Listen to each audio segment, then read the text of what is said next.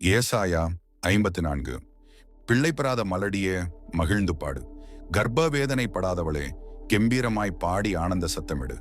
வாழ்க்கைப்பட்டவளுடைய பிள்ளைகளை பார்க்கிலும் அநாத ஸ்திரீயினுடைய பிள்ளைகள் அதிகம் என்று கர்த்தர் சொல்லுகிறார். உன் கூடாரத்தின் இடத்தை விசாலமாக்கு, உன் வாசஸ்தலங்களின் திரைகள் விரிவாகட்டும். தடை செய்யாதே, உன் கயிறுகளை நீளமாக்கி உன் முளைகளை உறுதிப்படுத்து. நீ வலது புறத்திலும் இடது புறத்திலும் இடங்கொண்டு பெருகுவாய்.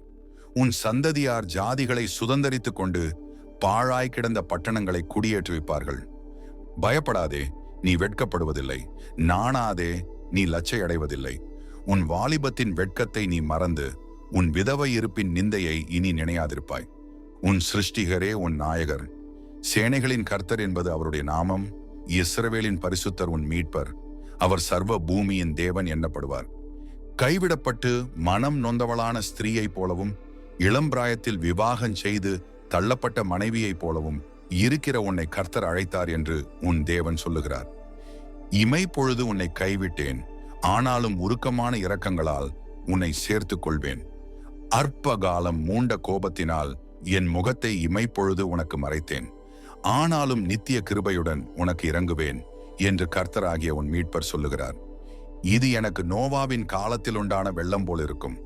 நோவாவின் காலத்தில் உண்டான வெள்ளம் இனி பூமியின் மேல் புரண்டு வருவதில்லை என்று நான் ஆணையிட்டது போல உன்மேல் நான் கோபம் கொள்வதில்லை என்றும் உன்னை நான் கடிந்து கொள்வதில்லை என்றும் ஆணையிட்டேன்.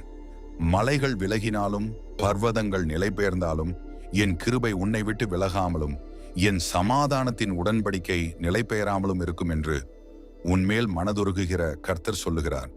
சிறுமைப்பட்டவளே, பெருங்காற்றில் அடிபட்டவளே, தேற்றரவற்றவளே, இதோ நான் உன் கல்லுகளை பிரகாசிக்கும்படி வைத்து நீல ரத்தினங்களை உன் அஸ்திபாரமாக்கி உன் பலகணிகளை பளிங்கும், உன் வாசல்களை மாணிக்க கற்களும், உன் மதில்களையெல்லாம் உச்சிதமான கற்களுமாக்குவேன். உன் பிள்ளைகள் எல்லாரும் கர்த்தரால் போதிக்கப்பட்டிருப்பார்கள். உன் பிள்ளைகளுடைய சமாதானம் பெரிதாயிருக்கும். நீதியினால் ஸ்திரப்பட்டிருப்பாய். கொடுமைக்கு தூரமாவாய், பயமில்லாதிருப்பாய். திகிலுக்கு தூரமாவாய், அது உன்னை அணுகுவதில்லை. இதோ உனக்கு விரோதமாய் கூட்டங்கூடினால் அது என்னாலே கூடுகிற கூட்டம் அல்ல. எவர்கள் உனக்கு விரோதமாய் கூடுகிறார்களோ அவர்கள் உன் பட்சத்தில் வருவார்கள்.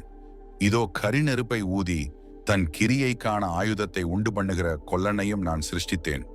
கெடுத்து நிக்கிரகமாக்குகிறவனையும் நான் சிருஷ்டித்தேன். உனக்கு விரோதமாய் உருவாக்கப்படும் எந்த ஆயுதமும் வாய்க்காதே போகும். உனக்கு விரோதமாய் நியாயத்தில் எழும்பும் எந்த நாவையும் நீ குற்றப்படுத்துவாய். இது கர்த்தருடைய ஊழியக்காரரின் சுதந்திரமும் என்னால் உண்டான அவர்களுடைய நீதியுமாயிருக்கிறது என்று கர்த்தர் சொல்லுகிறார்.